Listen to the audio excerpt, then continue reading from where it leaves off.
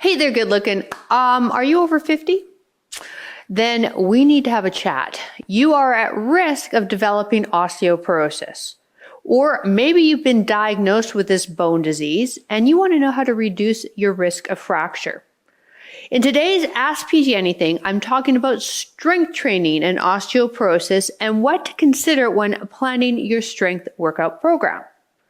So whether you're just getting started or you're looking for ways to further enhance your bone building workout routine, stick around because I'm going to cover strength training programming for osteoporosis.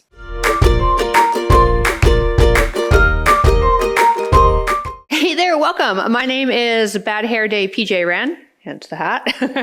Hey, if you're new to this channel, a little bit about me. I've been a certified personal trainer, fitness instructor, and coach for nearly 3 decades. And this YouTube channel is where women and a few good men over the age of 40 come to work on living their fittest and their fiercest life. It's great to have you join me today. This is a video series that we call Ask PJ Anything.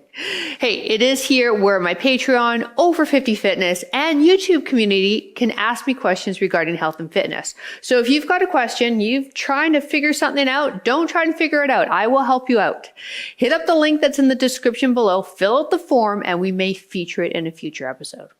All right, let's get started. This question is coming from Leah from Australia, and she asks, just did your fabulous bone building exercise video on YouTube. Wondering how often do you recommend doing it each week? And what time is needed between each session? Also, can I do 2 of your sessions consecutively but only counted as 1 session? I'm currently using 2 3 kg dumbbells and 1 5 kg. I understand progress at your own level, but if I keep upping the weights, what is too much or too little? I often feel really uncertain about whether or not I'm effectively working out for my bones. Hello, Leah from Down Under. Thanks for participating in Ask PJ Anything. Listen, I am super excited to hear that you're taking your bone building exercises seriously and you're paying attention to the details of your routine. Now listen, if you don't have menopause, heads up. If you're perimenopause or are menopausal, you need to listen. Menopause significantly speeds up our bone loss and increases the risk of osteoporosis. Research indicates that up to 20% of bone loss can happen during these stages, and approximately 1 in 10 women over the age of 60 are affected by osteoporosis worldwide. It's a huge number. Now, strength training can be a really powerful tool in both preventing as well as managing osteoporosis. The right exercise program can help enhance your bone density, your muscle strength, and your balance, therefore reducing the risk of fractures and falls. Generally, resistance training exercises such as weightlifting or resistance bands or even bodyweight exercises are prescribed to women to help promote bone health. Now, we want these exercises to be weight-bearing so there is a load on the bones. Now, when designing a well-rounded strength training program, Leah, you want to think of 4 things: frequency, intensity, time, and type. We call this the FIT principle. So let's start with the F, frequency. How often do you need to strength train for bone health? I recommend performing strength-based workouts 2 to 3 times a week with at least 1 day off between your sessions. You see, your muscles need a chance to recover and rebuild, and 48 hours seems to be that sweet spot for this.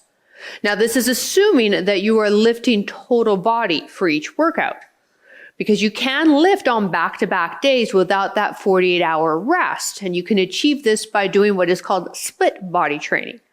So that would mean Monday, for instance, you focus on your upper body, and then Tuesday, your lower body.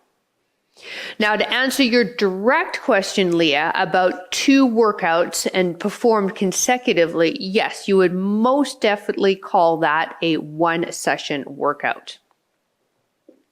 Now, how hard you are lifting or your intensity, the I part of our FIT principle, is uber important when it comes to both building your muscles and improving your bones.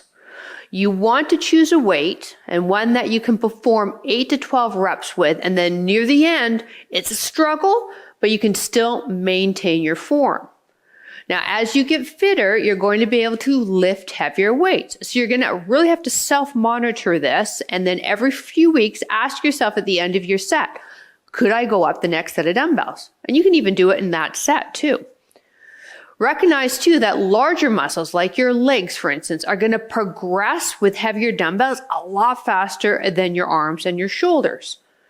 And you're also going to get to a point, and you asked this, Leah, where you won't be able to lift any heavier without the help of a machine or the assistance of a spotter. But don't fret, okay? You're going to still continue to see gains, especially if you keep mixing up your exercises, which I'm going to suggest when we get to the T part of the FIT principle. It's worth noting that it's crucial with osteoporosis that you protect your spine as well. So form is very important. Learn how to hip hinge. All right, those of you that have done my workouts, that's all I ever say, don't I? But it's important. Learn how to hip hinge and strengthen your legs too, so that you use your legs, not your back muscles, when you pick things up off the floor, like your dumbbells.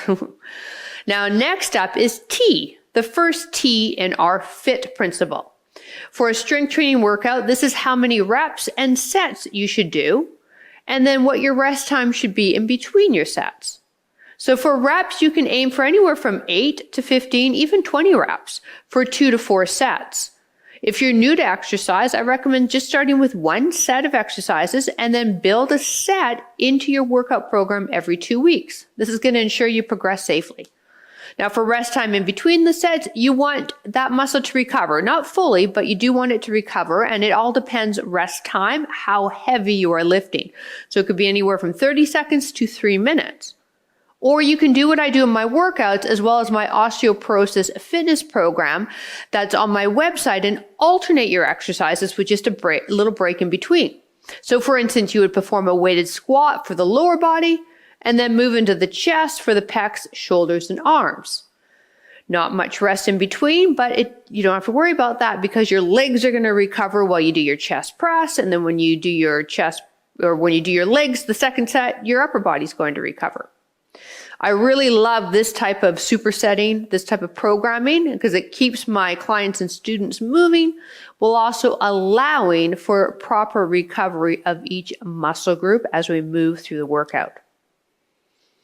And finally, there's the final T in our FIT principle, and it stands for type.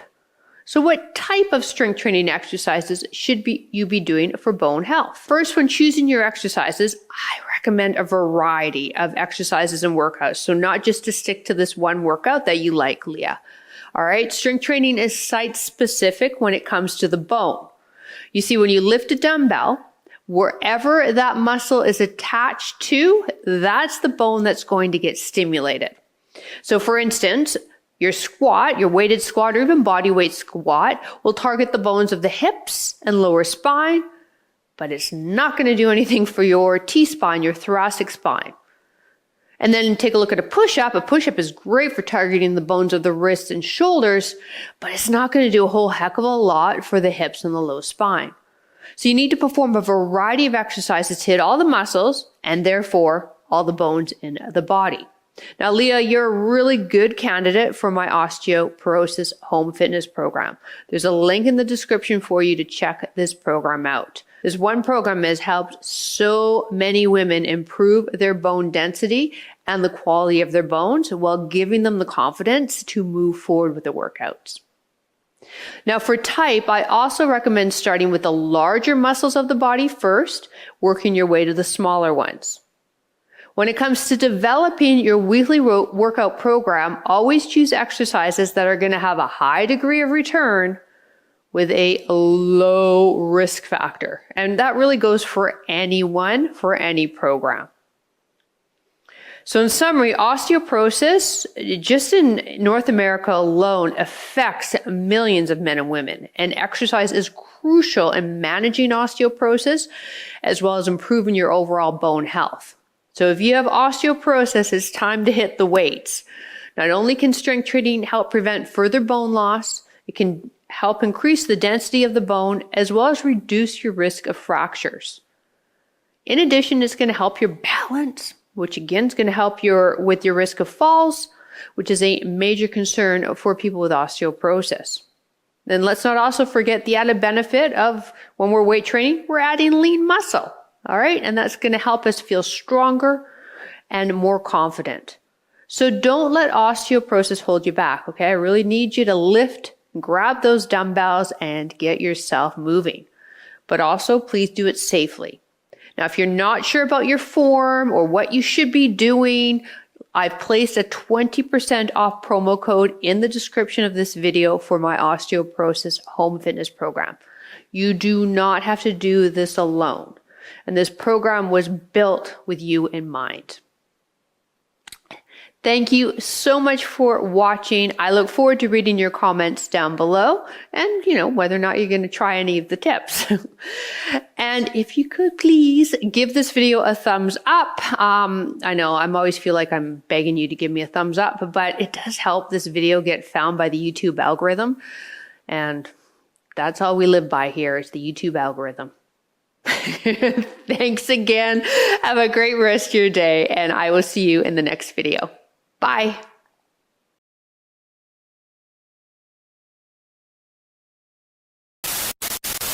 Hey there, good looking. Listen, if you are in perimenopause or menopause, any woman over the age of 50, we need to watch this video. We're talking about osteoporosis in this video. So maybe you've already been diagnosed with this bone disease and want to learn,